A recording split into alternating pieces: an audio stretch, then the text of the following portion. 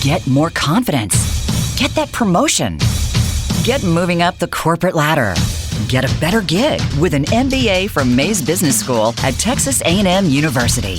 Whether you're starting out or stepping up, now you can take your career to a whole new level with a full-time MBA in College Station and convenient weekend options at Houston City Center. Texas A&M has a program to suit your schedule. Visit mba.tamu.edu. And Giga-Maggie.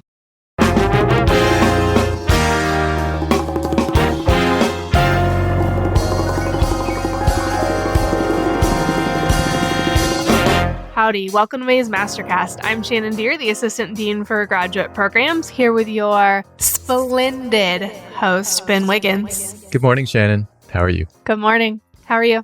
These are strange times, but it's still a beautiful day in Aggieland. It is probably going to be the most gorgeous day in Aggieland today. Yes. Did you know that? You don't care because you're not even going to go outside. I will go outside to work out at some point. Whatever. Maddie's in the other room I can hear her making martial arts noises and I know she's having Brielle do martial arts moves and Brielle really enjoys that. I like that she makes the noises. Like, it's not just kicking or moving. She's like, yeah. Exactly right. That's awesome. Yeah. She's very Bruce Lee about it. Yeah. She's probably very pleased with herself, and that's good. Most of the time. And yes, it is good. I have been outside a lot. And Ryan has been listening to the show, and he was commenting on how much I've been outside. And he said, but Ben probably wouldn't be outside right now. I was like, okay, good. No. You know Ben now. He popped up on my Facebook, People You May Know, the other day. And I appreciated... You do? Yes. Yeah. And I appreciated his profile photo. I was like, Ryan Deer. Ryan Giraffe Deer. Ryan Giraffe Deer specifically. Yes. But anyway, here we are. Beautiful day in Aggieland. Beautiful day in Aggieland. All right.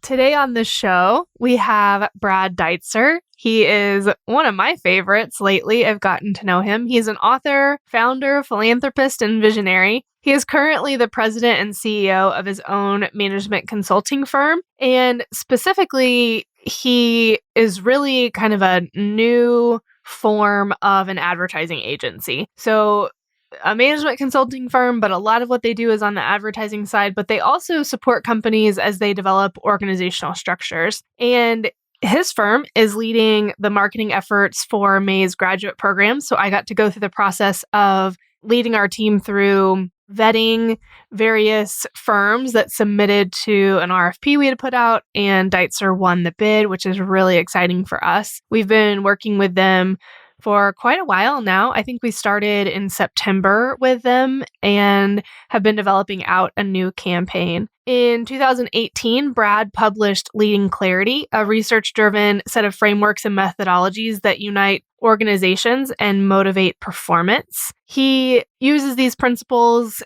in his Deutser Clarity Institute, which we'll talk about on the show. And we, as our graduate programs team, got to participate in that as well in the fall, and it was a fabulous experience. So we're really honored to work with Deutser, and we hope that you all learn as much from Brad as we have.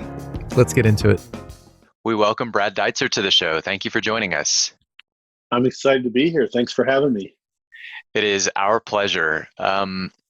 Strange times right now, but how was your weekend?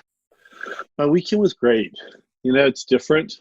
Life is different right now, but I've become to start thinking about these times as the unwelcome gift.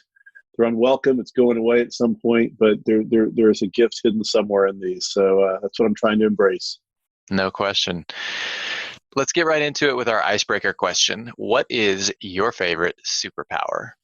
My favorite superpower is one that I carry with me every day. It's called positivity piercing. And so it is a special power that no matter what the situation, no matter what happens, we can pierce it with positivity. And I think that when you pierce it with positivity, you get the outcome that you want. So if you were in a Marvel movie, would like the beams of positivity would they come out of your eyes, or would they come out of your hands, or what would that look like? I think that it's something that just emanates from your brain. And I think that there's a power that just illuminates everything around. There's lights of energy that redirect what's happening around you. I like the visual. So kind of sort of a good version of Magneto or like Professor X or something like that. Is that what that would look like? I don't know. I'm not the greatest with superheroes, and maybe that's why my superhero power is a little bit out there. But I don't know who it would compare to. I just see, of course, I could fly, and the energy would go with me, and the energy just reaches out and touches and lifts up and gives people the ability to see the world as a positive, good thing. I like being pierced with positivity. I appreciate that. Give us 60 seconds on your road to Deutser, the firm. My firm has a long, winding road, and it started. I've been fired twice. I worked for Ringling Brothers, Barnum and Bailey Circus, trading circus tickets. I've shoved an elephant poop. I've done a lot of different things. Worked for an advertising agency for about 10 years. Lost my job there. And began this firm in 2001, right after 9/11.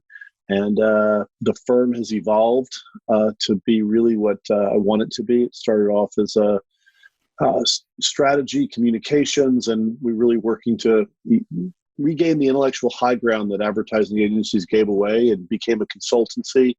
And I love where we are. I love getting to help people. That's what we love to do, and we get to do it on a pretty special level. Two things I want to come back to is being fired twice and the intellectual high ground you mentioned. So we'll come back to those. Where did you grow up? I grew up in Houston, Texas. Okay. What part of Houston? I grew up in Meyerland area. Okay. So I grew up in the Meyerland area, went to high school, middle school over at Kincaid High School, and went to the University of Texas. Very nice. How many in your family? There, I have a younger brother and a younger sister and a mom and dad, and we're a super close-knit family. What does that mean to you guys in adulthood, being a close-knit family? You know, we really love each other, and we love being with each other. We respect each other, and we work at our relationships. And so I'm really proud of the relationship I have with each of them individually, and kind of the collective tight-knit unit that the five of us still are, even though we're all married with kids. What do you think was the most important thing that your parents did for you in childhood to encourage you to have close relationships as adults? You know, I wish I could figure out what that magic thing was. Yeah. I think that my parents gave us the gift of appreciating whatever we had. If that was very little, we thought it was great. And so whatever we had, we knew we had each other. And my grandparents, you know, little kids ask their parents all the time, are we rich? I think we asked our parents all the time, are we rich? And my parents would repeat a line from my grandparents who were immigrants from Russia. And they said, we are rich with love. And so that's kind of how we grew up, thinking that we're rich with love, and that's what we had. And maybe that was the magic. I don't know. Maybe it was. What was your first job? My first job, I was a camp counselor for 16 years of my life. I guess 12 years. I went to camp 4 years and then a counselor for 12 years. And after that, my first job was leasing low-income apartment complexes. It was quite an experience. Was it largely, was there a lot of customer service dealing with angry people, or were you mostly just front end? I was front end, trying to help people lease apartments, and to kind of give you a sense of the apartments, the least expensive apartment back then, I think, was $201 a month with all your utilities included. But I ended up dealing with some crazy things on the property. Everything from satanic cults, there was crime, there was so much poverty, there were kids who I wanted to just mentor and help because they didn't have shoes and books and things. So it ran the gamut. It was really interesting. Well, I'm glad you made it through all that. It sounds like interesting times for sure. What was your greatest challenge as a child? My greatest challenge as a child, probably, I was really quiet. I was really happy having just a couple close friends, and I really kept my thoughts to myself. And I didn't really express a lot. When I was in middle school, I always liked to laugh and say, hey, if there were 101 kids in the class, I was probably at the bottom of the class, just in the back of the room, quiet, observing, keeping to myself. But I think just not having a voice was probably my biggest challenge. How have you evolved forward from that in adulthood? You seem like without making too many assumptions, you seem like a fairly soft-spoken adult, but my guess is when you speak, people listen.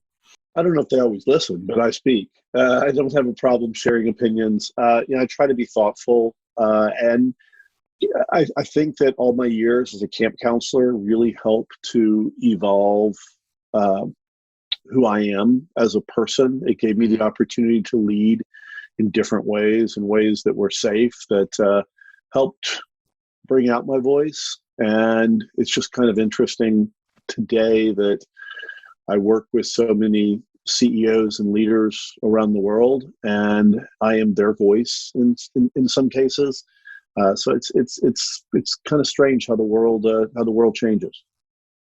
One of the most important things that you've talked about elsewhere in bringing those voices to the world is clarity. Front and center in your office design is the word clarity in big letters. We'll talk about more about your office design shortly, but before we do, let's talk about the word clarity. One of your statements is a consultancy designed for an uncertain world. What do you think is the biggest thing business leaders are overlooking in establishing a clear message? I think that leaders are approaching today's problems and today's challenges and the ambiguity of the times in which we live with an old set of tools. And so I think that leaders approach business and say, we can communicate our way out of this mess.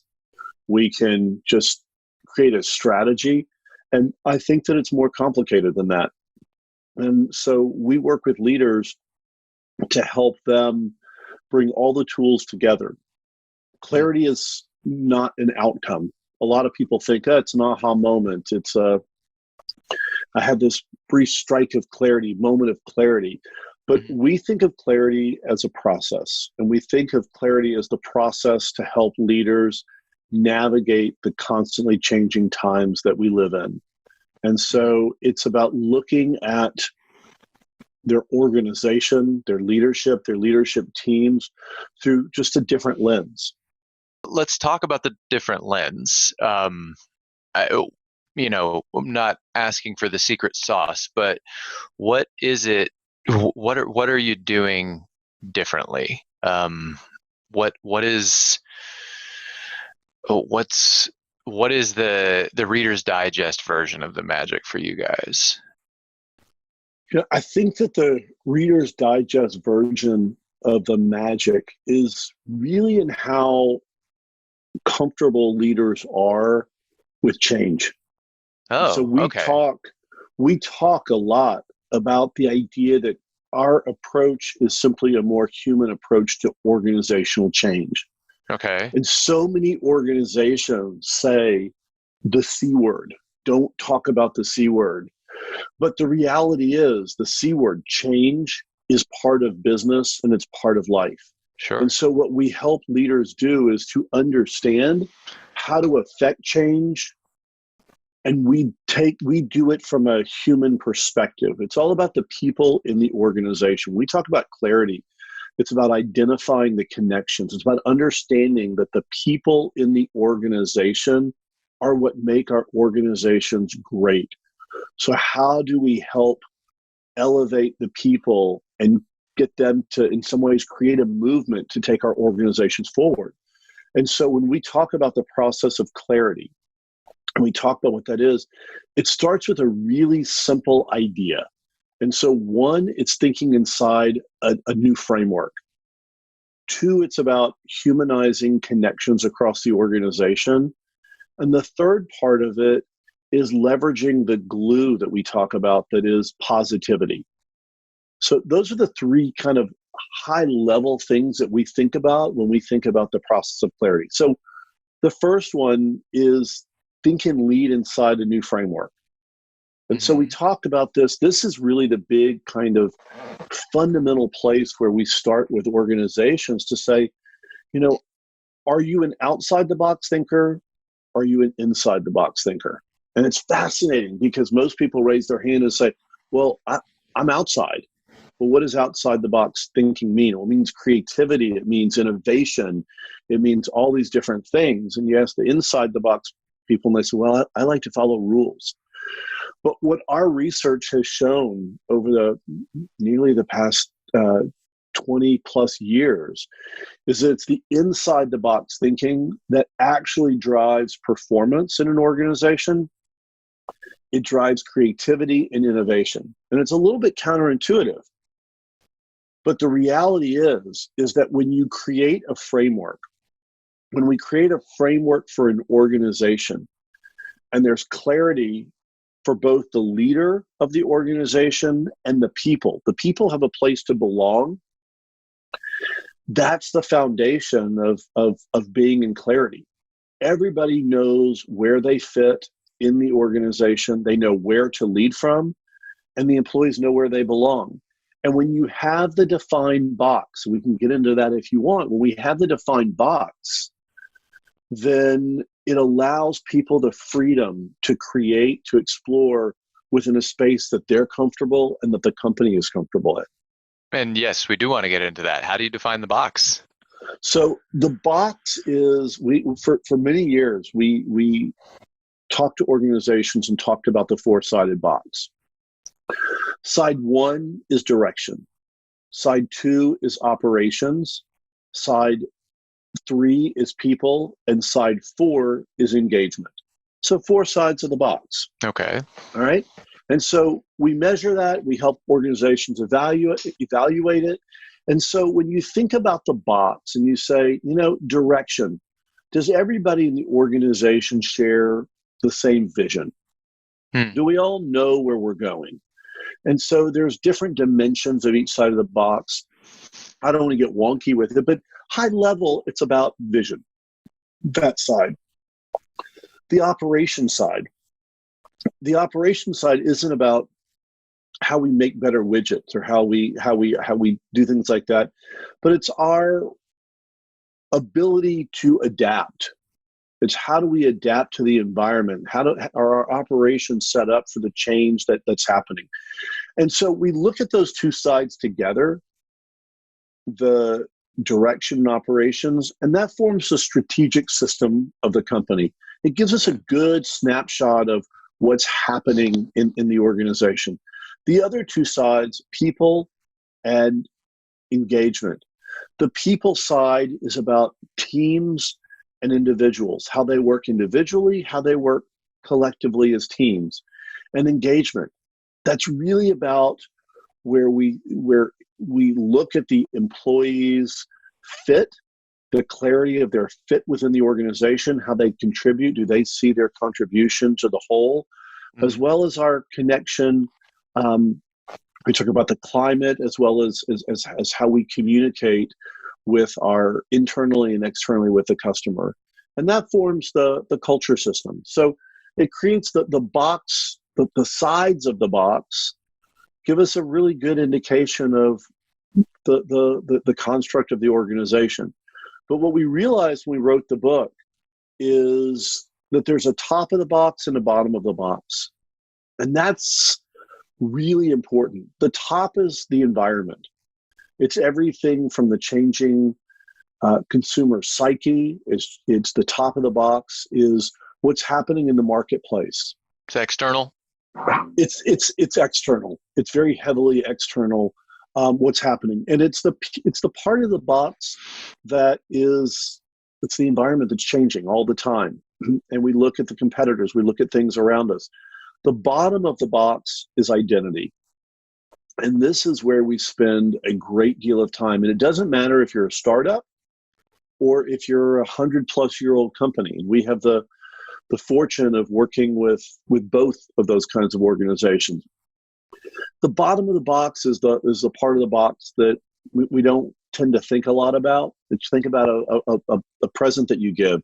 It's where we put the tape. It's where the mess up part is on the bottom where no one can see it, but it is the foundation. And so the identity is where we talk about values.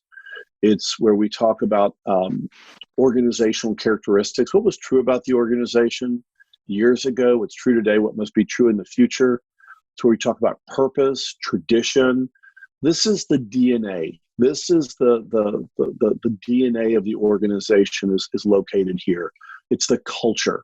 And we spend a lot of effort with our box understanding that part of the box. So that's the 6 sides of the box, or a cube, as you can see. Makes sense. Let's talk about your Clarity Performance Index. What is it?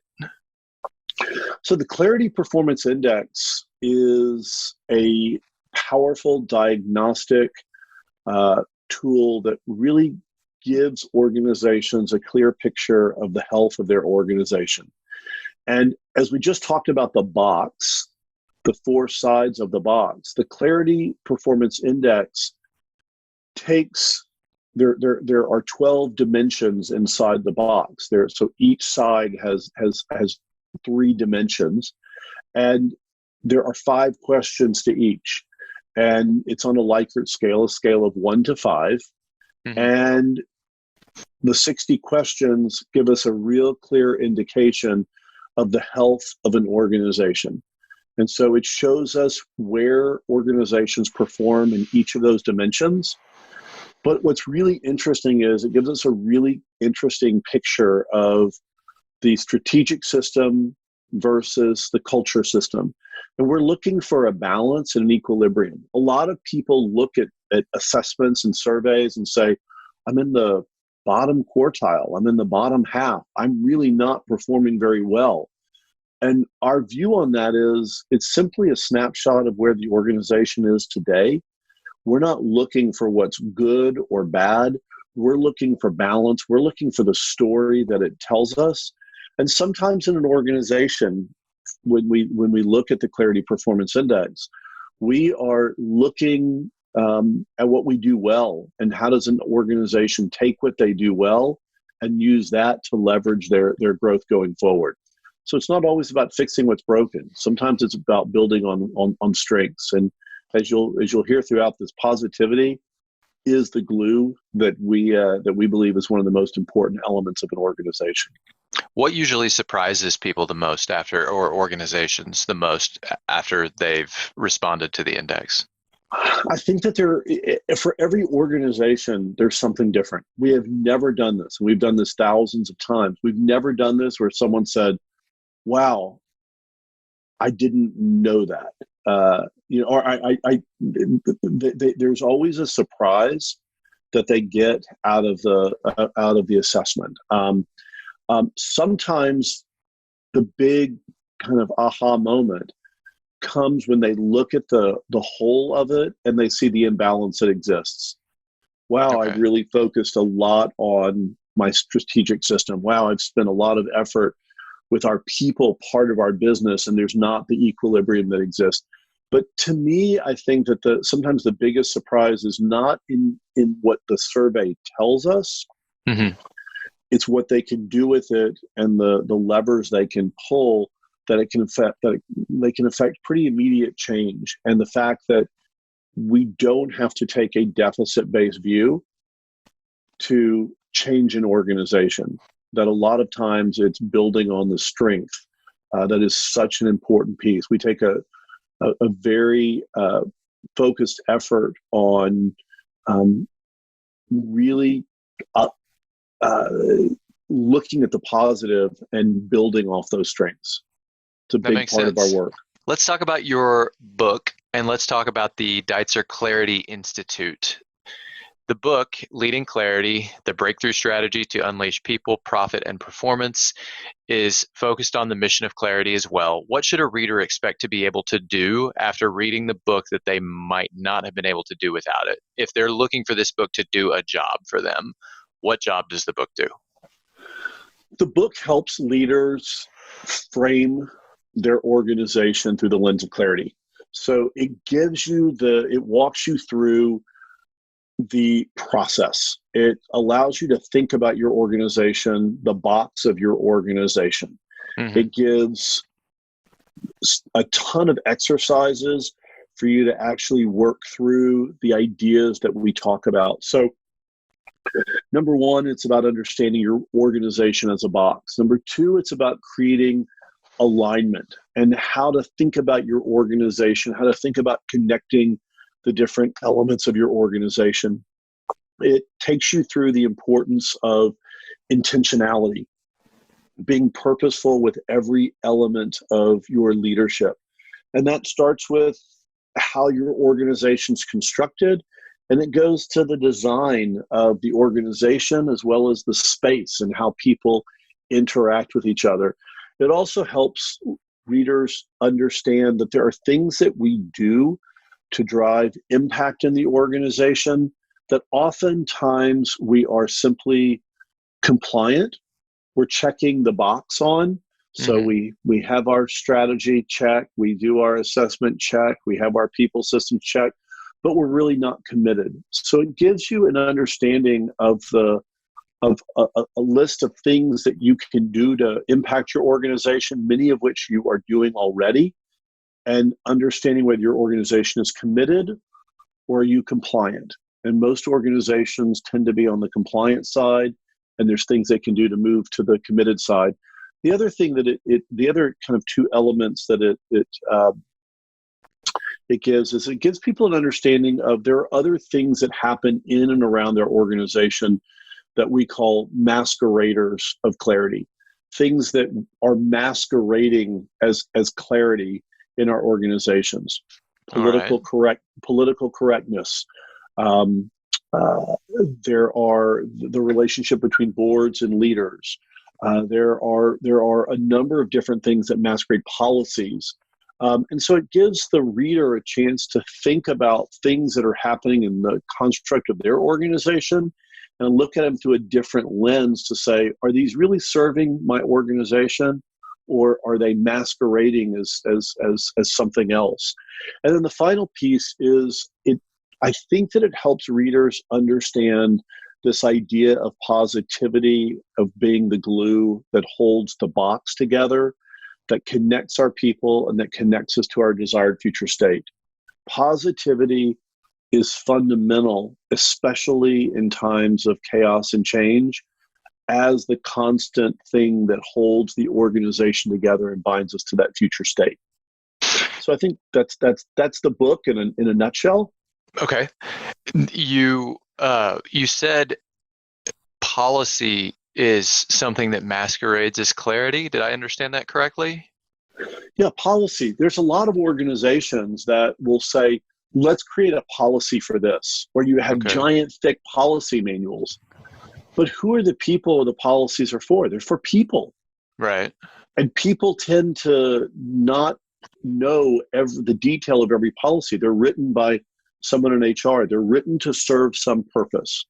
And sometimes the intended purpose takes away the ability for the employee to think and use their own common sense. I don't know if it's true, but one of the organizations that we for many years has been credited with this very simple policy manual is Nordstrom's. And their policy manual is really distilled into one simple idea: do what's right for the customer. Just do what's right for the customer.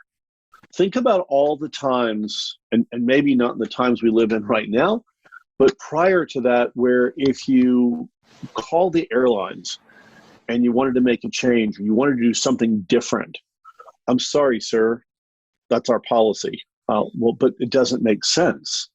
It's not helping the customer. It's not even think about this. And so those are times when policy becomes a masquerader. Mm. The masquerader that I think is impacting business more than any masquerader right now is this idea of political correctness. It's the idea that people in organizations aren't having the same conversations they used to. We don't want to offend anybody in a meeting. It's just easier to not give my perspective and go tell it to a few people after the meeting who share my same viewpoint. It's easier not to tell 100% of the truth. And what we're seeing in organizations today, and we're seeing this in a very significant way, is that most organizations are built on somewhere between 60, 70, 80% of the truth. Think about building your strategy on a foundation that is not whole. And yet that's what organizations are doing today. And so that's why that becomes one of the most important masqueraders. And we tell people you can have the honest conversation. In fact, as leaders, you are required to have the honest conversation, 100% of it. And you can do it in a respectful way, even if you disagree. But too often it's not happening in today's environment. Then would it be fair to argue that it is not the discretion that is wrapped up in the term political correctness, it is the silence or the refusal to speak in the first place? Because I would say that if you are concerned about saying something that would offend someone in a meeting, then you do have to say that. If you do decide to then go ahead and say it, you do have to say it extremely carefully and with consideration for the feelings of that person, and to plow ahead the way that we might have 25 years ago would be perhaps just as serious a mistake, or even a more serious mistake, than not saying anything at all. So is it just in figuring out how to phrase it in a way that is as geared as much as possible toward finding common ground? Like what's the right blend there? So it's a great question. I think that when we are in a meeting, and whatever my function is as part of that leadership team, mm-hmm. if I am so worried about saying something to make it where it's palatable for everyone, I'm not really saying what I need to say. I'm self-censoring. And I think that what's happening is people are either not speaking or they're self-censoring to make it palatable for the group so it doesn't offend anyone. And the reality is that when things are based on fact, when they're based on experience, to put them out in the middle of the room without judgment, but simply to say, this is what I see, or these facts lead us to believe this. Whether we agree or don't agree, it doesn't matter. We're sparking the real conversation. And it's the conversation that is not being had today, because in a overly politically correct world, what happens is neither side is saying what they really believe or want to say. So I'm saying this and I'm saying it, well, it's not really all the way that I feel. And the other person's not saying that, but we can agree on these ideas. And so we agree on something, but we're not really agreeing because the foundation of either argument is not rooted in our true beliefs. And so again, I'm not suggesting in any way that people need to go in there and say things that are offensive or attacking people or degrading anybody. What I'm saying is putting the information out there as it exists without softening the edges, but putting it out there, letting the leadership team come together and through the struggle find solutions. Can you give us an example of what that could look like? What's a situation that you've run into recently? And obviously we don't need to discuss anything confidential, but how should our listeners be thinking about this? This seems like a really difficult problem, and for them to know how to do it well might be worth quite a bit to our listeners. So one example of this was in a workshop that a company acquired its competitor, and there were things that neither company was willing, the leaders on either side were not willing to talk about. But there were deep divisions. And part of it was based on religion and stereotypes about religion. Okay. Both organizations. Part of it was one organization embraced culture and the other embraced a different view of culture. And neither organization was willing to have the real conversation. They kept saying, well, we're just different. We're just different. And when we started to push a little deeper, we got them to have the real conversation, which was, your religion is different than our religion. The stereotypes about your religion are this. The stereotypes about your religion are this. And when we were able to bring out the fact that one group was Muslim and one group was Mormon, we got to the real issue on the table. When we got to the issue that because we approach culture this way and you approach it this way, doesn't mean one is right or one is wrong. We had to put the issues out there so that they could come together and solve the problem. Because the reality is the religious barriers that existed were going to be there in the new company. They would never be able to come together as one organization without having the 100% of the truth, honest conversation. So that is what we help to facilitate in a very human way, in a very real way. There are times where I run into a situation where there's feedback that needs to be there's feedback that would be helpful, maybe is the best way to say it. And if in my offering of that feedback, it could be perceived as me saying something disparaging to a female colleague or a colleague who is a racial minority or a gay colleague, sometimes I will, if I can't figure out a way to do it in a way that it is obviously not disparaging, I just won't say it. And the reason is because my reputation as someone who is uplifting minorities and women and gay people and people who are of different religions than I am is too important to me. I'm not going to risk that. And most of the time, my experience is that you can find a way to give the feedback in a way that is loving to whoever it is that you're dealing with. But when in doubt, I'm gonna play it safe. And maybe that limits me, and maybe that limits them in some ways. But that's just kind of where I come down as a straight white man from a from a religious majority, at least in this country. So I don't know what to do with that. I don't think there's anything wrong with that. And so there's a couple kind of ways that I think about that. We work inside complex organizations. Mm-hmm.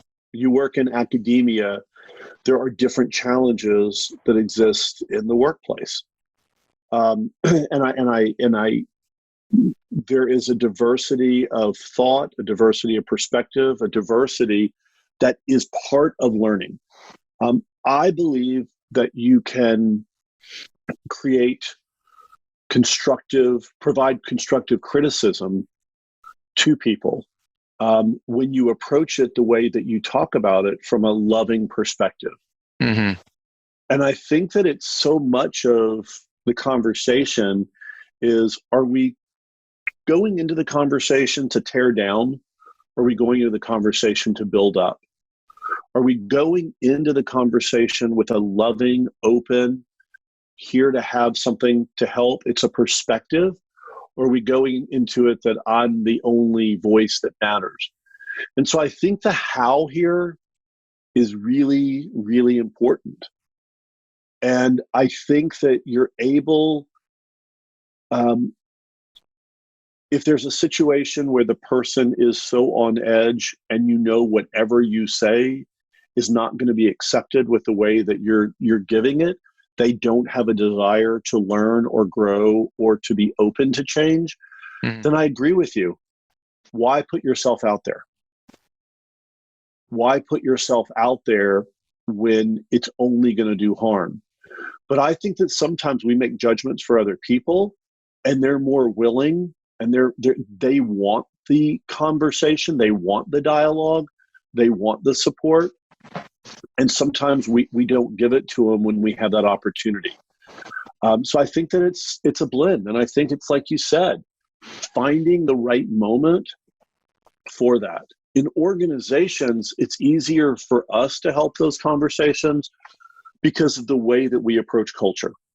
Mm-hmm. So we believe that what's happening in organizations to help facilitate those conversations is the proper construct of the culture. And that starts with values. Too many organizations have one-word values. Now, for some that it works, but the majority, the one-word value, integrity, or what, some of the words that braverism, leaderness, strategery. Hey, they work if they have definitions. Yes. So things need definition. But what we work to do to help organizations, and I think it helps bridge these conversations, is create a set of behavioral competencies. These behaviors are the other side of values. So values are kind of the outward manifestation of the organization, and the behavioral competencies are the habits that we encourage everyone to live up to and work towards every single day. The behavioral competencies change how organizations are able to talk about these things. So I have an employee who, no matter how loving I want to give criticism, they take my criticism as an attack. Every time you keep telling me these things, and when I go from a behavioral competency perspective, and one of our competencies is dealing with ambiguity, and talk about the behavioral competency, the habit, and talk about that and have a conversation about that as opposed to the person, it changes the narrative. They don't feel attacked. It's simply about the way we do things. And so there's ways to have that, but part of it is how the organization's culture is constructed. That makes sense. So if I want to take the word integrity and make a big shiny sign that says integrity and fling it up on the wall, and that's the first thing people see when they walk into my office is a big sign that says integrity, what would you say to do instead? You might say, Ben, that's a great idea, but let's talk about this alternative. What would the alternative be? I would probably tell you, hey, Ben, great idea. Love the creativity, love the design sensibilities of putting that giant sign in there. But it's that old saying, I'm a man with integrity. When you walk up and shake someone's hand, really? Are you really? It's the things that we do. So I might, I might, if I have to put a poster on the wall, I might put a poster that says something just about doing the right thing because it's the right thing to do. I might break it down a little bit, but everybody has their own definition of things. I love talking about when we talk about integrity, or my other favorite value for organizations is quality. I love to say, quality, really? Quality is your value? Tell me what that means. And people go, well, it's just quality. It's high quality. And I said, great. Well, quality, high quality in a hotel for $89 is the Holiday Inn. Quality for $200 something is a JW Marriott. Quality at a higher end is Four Seasons. Yeah, Ritz-Carlton. They're all quality. So what does quality mean? Right. And so getting to that definition, giving people something to hold on to act from, is really fundamental to the conversations, the challenging conversations you're having, with people. If we're all rooted in the same kind of ideology of how the organization is and the parameters that we stay within, then we're able to have the difficult conversations because it's part of the way we do things around here. That's culture. Yeah, to me, integrity is two things. It's very simple. Al Pacino said it in Heat. Say what you mean, do what you say. I love it. And one of the reasons that integrity is so important to me is because I'm too stupid to remember which lie I told. So I just have to tell the truth, because otherwise I can never remember what I said. Yeah, somehow I think it's embedded in you in a little bit different way. But hey, if that's your story, go with it. The reality is, there is probably nothing more important today than if everybody is just out there doing the right thing because it's the right thing to do. We're going to be okay. Yeah, that's a good point. All right, so I can see the background of your office. You have a leadership weave. Can we talk about the drawing board and the circuit breakers as well? Tell us a little bit about the strategic purpose of the design.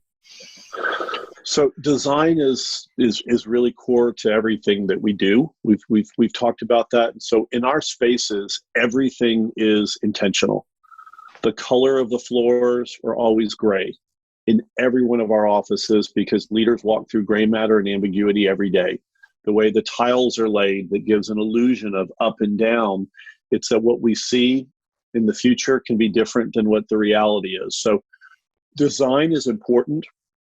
We don't make a distinction between the front of the house and the back of the house. You hear that in organizations. Well, the front of the house is we have to make it look nicer because that's where our customers and clients are going to be. It needs to be nicer for them versus for our employees. We take the belief that our employees have to be taken care of. The environment that we create is for everyone. So from the clarity sculpture that's jumbled in the front, a giant 15-foot clarity sculpture in the front, to collaboration stations, to our institute where we have every single thing that's purposeful, from the way the floor has a grid painted on it for human mapping, to our ceiling that we have a game painted on the ceiling, which is on the air vent. The game is called Higher Thinking. Think about Monopoly in the air. So everything is designed to evoke a response, an emotion, a feeling. And the reason why it's so important to us is that we want someone to come to our office and not bring their preconceived ideas with them. We want them just to come in and be free, to explore a conversation, to have that honest moment, to explore, to be able to have that creative mind, to be open to whatever the future can hold. So in our institute, we have probably 25, 30, maybe even more than that, different things that are embedded in the space that are all designed to be experiences or things that they can interact with. So our circuit breakers is a giant wall that is a metal wall that has magnets with a giant grid painted on it.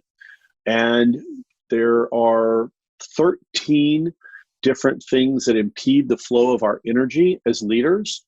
So 13 different ideas that stop our flow of energy.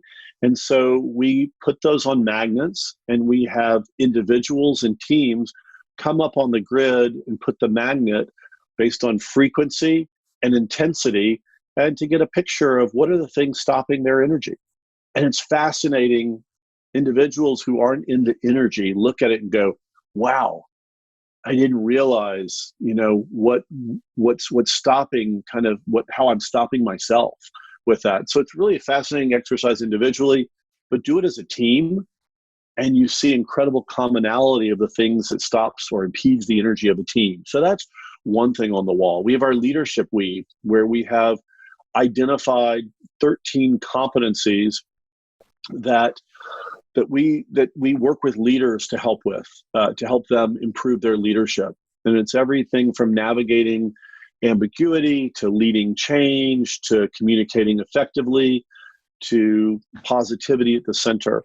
And what this exercise is we ask leaders to identify the top 5 competencies for their business, for their line of work. We ask them to put little stickers on each of the top 5 that they're best at, and to identify one that they need improvement on. So what we're doing is we actually give them string to string up and to string the top 5 together with string based on their industry. And we're creating a live research project for the scientists that work for me. But for me, I'm just creating what we call the leadership weave, or a tapestry built from different industries based on those competencies. So we have spinning cubes, we have flashing lights, we have a stoplight. That's one of my favorite exercises. Things that we're going to stop, things that we're going to slow down and talk about, things we're just going to go on. We have a room that is all mirror to help people. We call it the reflection room, so they can look at themselves and with a magic marker or whatever it is on the wall, write down things about their leadership, taking these leadership competencies. We have clocks, getting people to think about time for self, time for others, time for work. So everywhere you look, there's something different. That's why it's called the Willy Wonka land for business leaders. Can I come by and see it sometime? Take a tour? I'd love for you to come by. We love for people to come experience it, especially when we're not social distancing. We love people to come see it, because they immediately gravitate they go from one thing to the next to the next. So not only come see it, come experience it. Come string some things up. Come spin the cubes. Look in the mirrors. Ask yourselves questions. We have on the mirror. We have we have 4 sides of the box, of the individual box, your personal box, and each side has 400 questions that you get to ask yourself. And you look in the mirror and you have to write the answers down. It's pretty cool. I love doing, because it just helps to ground me again to, I think I'm doing this well, but gosh, there's so much more that I can think about. So it's a fun space. Sounds like it. I can't wait to experience it myself. Our co-host, Dr. Shannon Deer, has spoken very highly of Deutser's work for the graduate programs at Mays Business School. I would like to read some things she has said about you and give you a chance to respond regarding how you have achieved these things as a company. First, Deutser broke through from the outside looking in, you can't understand it. From the inside looking out, you can't explain it mantra. This has long been a monster in the closet for me when it comes to Texas A&M as well. I hate that phrase. And I don't use the word hate very often. But Deutser was able to capture the spirit of our programs with the tagline, "Get a better gig." What made you choose that? I don't know that we chose it. I always think that the best work and the most magical work is very rarely birthed by our company, but it's by the organization. So, this is where inside the box, outside the box, we were invited inside the box. And so Shannon, from the day we met her, Arvin, Patty, Dean Jones, people brought us inside. We never felt like the outsiders. And we were able to get to know them, because when we talk about 100% of the truth, they were the ones who took away any bit of pretense, anything that was standing in between us, they removed. And we had the open, honest conversations. We talked about dreams of what the program, could be. We talked about areas that we needed to look at and think about and explore. And where we were brought in to do one thing, it was clear that we could talk about everything. And so the ability to understand came from the honesty of the conversation. And when you talk about the willingness to invite people in, we never felt like outsiders. We felt so much a part of the university, the program, and are so proud to be a part of it. And so we like to think about what we created collaboratively, and it was stuff that came from Shannon and her colleagues, and we just put it into some different words. Shannon also said, we hit a roadblock along the way, as I'm sure most projects do. The Deutser team didn't miss a beat. They were less disappointed than we were. They led us with positivity to get back on track without delaying the campaign. How would you respond to something like that? I would say that I don't know if it's fair to say that we were less disappointed. We had some devastated people in our office. This project this relationship has meant something more to our company than I can express. And sometimes you just connect. Sometimes there's just a connection, and it becomes way more personal. And there's just a different level of passion and concern. And it helps probably to have some former students who are on our team. But when we got the word that we couldn't go with the first campaign, it was, I think, right before Christmas. And I had people who were in tears. I had a couple people who were actually crying because they said, we love this. This is right. We're so passionate about it. And we all agreed that we would take the weekend and let go of it, and then come back and see if there were elements of the campaign that we could keep. And so we spent a week trying to hold on to it before we realized, you know what, there's a better way to do this. And I think Shannon said, hey, let's all get together. Let's come to campus and let's have a big group discussion. Let's re-ground ourselves. And once we re-grounded ourselves, it gave us the chance to say, you know what, there's not one way to do something. There's a lot of different ways to do it. And we got to the authenticity, the realness of, I think, what makes Texas A&M and the tradition so special. And we tried to make it come to life. And that's a collective we. That wasn't a Deutser we. It's a collective we. So we were pretty bummed out, to be really honest.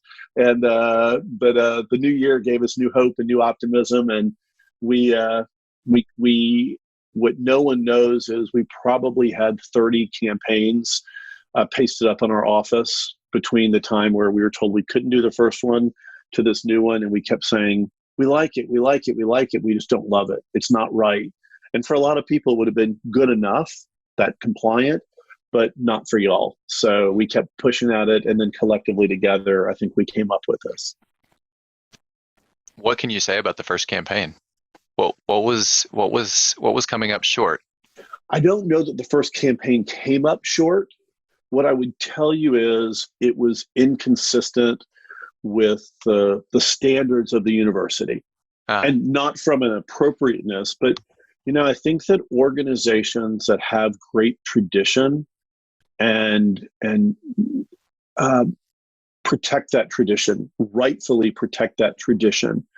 And so we really tried to take the ampersand in A&M and use it in different ways.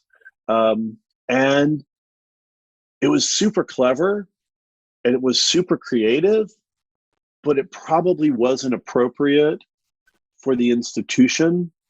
And seeing where we got with this campaign, it wouldn't have achieved the results that I genuinely believe we're going to achieve with Get a Better Gig.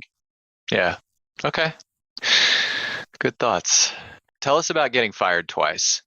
So I got fired twice. The first time I got fired, I was working at the low-income apartment complex, my first job. Okay. And I got involved in a domestic dispute. A man was trying to kill his wife, his girlfriend, and people were cheering him on. And I made the decision as a 20-something-year-old to jump in and pull him away and wrestle his crowbar and her lead pipe away and separate it. And I lost my job for that. It was really a foundational kind of moment in my life. I never thought Sounds I'd like get fired. something from a superhero movie. Are you Piercing sure? positivity didn't work. I guess not. Well, it worked in some way. They didn't kill each other, right? They didn't kill each other, but it really became a foundational moment in my life because I had to make decisions. Do I do what I think is right?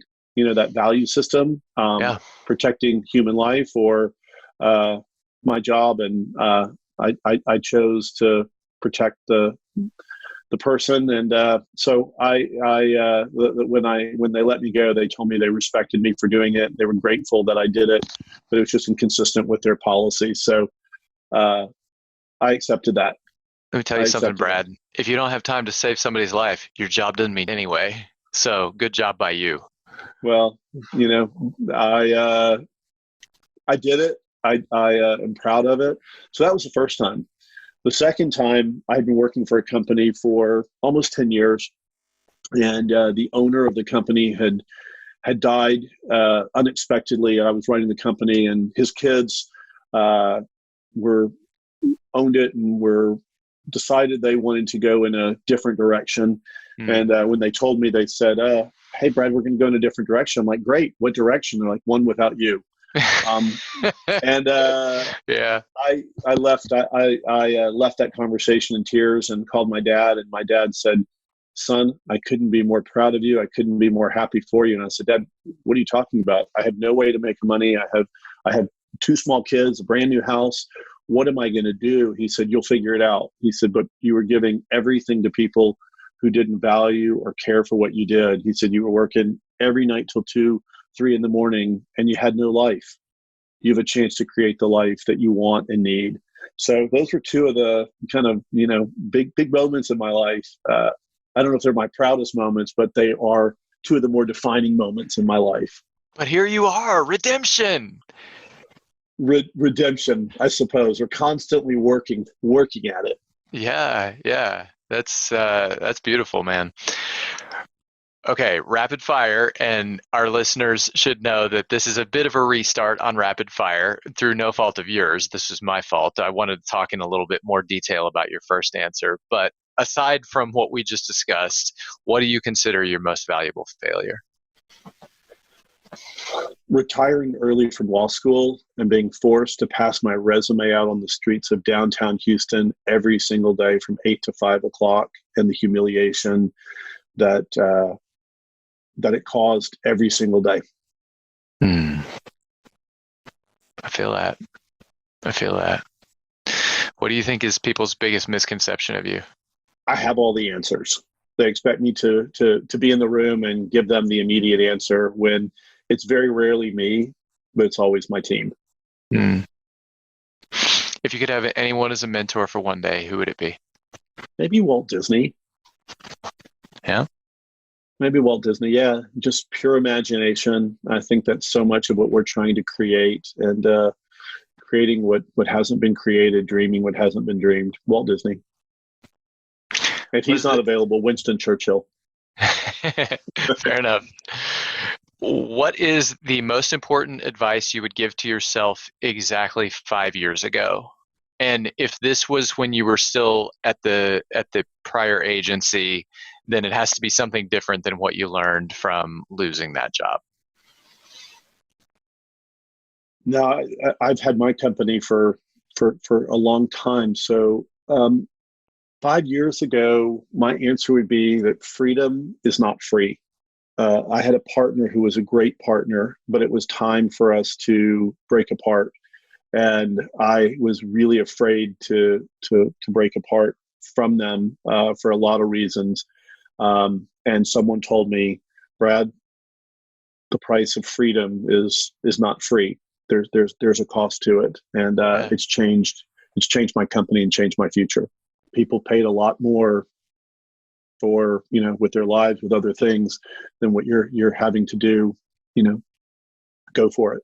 It was painful, but as we look back on it, we did the right thing by them. We did the right thing by us, and we've been able to do all the things that we've wanted and dreamed about doing. So it worked for everybody. I'm glad you did the right thing. What is the book you've given most often as a gift? Oh, the Places You Will Go is Dr. my Seuss. is my the Dr. Seuss book, because to me it's all about the what can we dream in the future. We are where we are today. The other favorite book that I talk about a lot and I encourage people to get is The Other Westmore. I love the book The Other Westmore because it reinforces a big idea that we're not products of our environment, we're products of our expectations. And I think that's so much what our company is about, the expectations that we help organizations set for themselves. So that's a big one. If you could have a billboard anywhere with anything on it, what would it say? Lead you. Lead you. What does that mean to you? I would tell people what it means to me is that we tend to think about ourselves and we label ourselves in different ways. Yeah. And I think the most important label, the only label I think that we need to have today is that of leader. And everybody is a leader, no matter what their position is, no matter where they are, they have the ability to lead themselves to a different place. And so that's where I go with lead you or leader of you. I agree with that. And I think that we have to understand the power of habits in leading ourselves. I've been, as we've been in quarantine, I've been reading up a lot on habits and developing them and refining them, and in some cases eliminating them. So I'm tracking with you. I definitely believe in that. We end each session with good bull. Do you have someone you would like to send some good bull for something good or great they've done? You know, this quarantine has just reinforced how many people are doing great things all over the place. And so I'm amazed at society right now. I'm amazed at the broader community. I'm amazed at how people keep going forward. And so, the energy that Shannon sends forth to us every day with the work that we get to do, to keep driving ahead, to keep seeing that there's a different future, that's where the good bull goes. But it's to Shannon, it's to all the people who see tomorrow being possible, who see tomorrow being something that we can maybe a different mindset, but we're gonna go get it. I like that. Brad, thanks so much for your time. Thank you for your honesty. That was a very honest discussion, and I appreciate that. We appreciate that. Well, thanks. I appreciate the opportunity to be here, and grateful for what you do, and so honored, so incredibly honored to be part of this institution, this university. It is a real source of pride for us.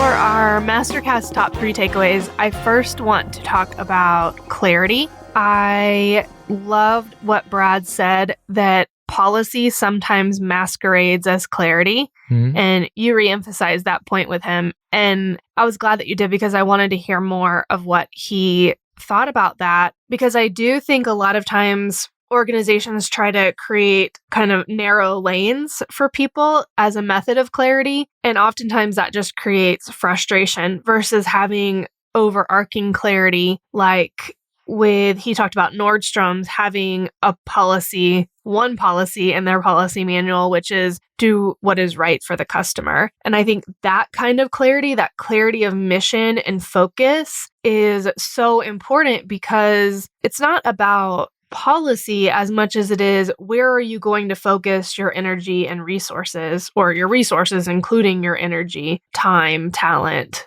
financial resources. I thought that was really helpful to continue to think about as a leader, of creating that kind of almost singular clarity for your team. Yeah.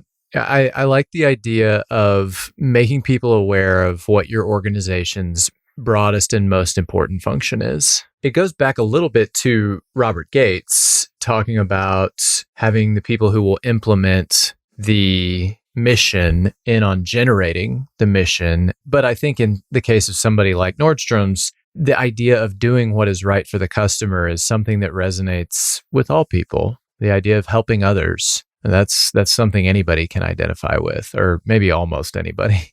Yeah, I think so. But I also think at the same time, it resonates with anyone, but it is a key differentiator between Nordstrom's versus Someone else. someone else. Yeah. Sure. Yeah. You walk into a low-cost leader, that's a different experience than walking into Nordstrom's and their focus of doing right by the customer. No question. And, there are a lot of values out there that are important. And one organization will choose to emphasize different values than another organization, and they might both be totally right, and they might both be accomplishing something really important. But yeah, I appreciated hearing about that thing that, what Nordstrom's is doing, what their approach is. Yeah, and just the example of clarity for sure there was really helpful. Yeah. For our second MasterCast top 3 takeaway, I wanted to talk about the Clarity Performance Index. We did the index as Maze, and it was really cool. Not Maze in general, but the graduate programs specifically. And we went through, it was a survey that we sent to our internal team, to our faculty who teach in the graduate programs, and they also teach in other programs. So they're kind of Maze general, but more from a graduate program's perspective. We sent it to our current and former students as well. And it was really interesting. The results were fascinating, and seeing the box that Brad talked about and where we fell within the box. He showed us kind of where we fell compared to the average, where we were high, where we were low. Yeah. And there were a lot of really great insights from that. One of the things, kind of some of the surprises maybe, although I don't know that they were surprises, but some of the things that stood out. One was, as part of the index, they gather the Net Promoter Score, and we had a very high Net Promoter Score, which was great. That's always fun to see when you have a high Net Promoter Score. Okay. It's interesting because rankings will fluctuate from time to time because there's so many factors that go into them. But to see that our customer was pleased with what we offered, or that our students were pleased with what we offered, that our employees were pleased with what we offered, was definitely a big honor. One of the lowest scores that we had on an individual metric was there was a question that said, do you deal with the same problems over and over again, or something like that? And that was for an internal, our team, our staff team. That question rated really low in a negative way, in that meaning you do deal with the same problems over again. Meaning we do deal with the same problems over again. And it's not that surprising. I mean, there are some challenges from a global level in graduate education that are coming up over and over again. And I think that was a good thing for us as leadership to see too, to say, okay, how do we address that issue of continuing to deal with the same challenges over and over again? Because that's not a good use of time, energy, resources. People will get old really fast. So you don't say. It was a good, it's a good wake-up call for us too, to see that, which was really interesting. The Clarity Institute as a whole was so fun. They did so many. It sounds like a business person amusement park. It really is. It's like Disneyland for getting stuff done, but a business Disneyland. It was really, really cool. It's like utopia for you and me. Disneyland for getting stuff done. Yeah, that's true.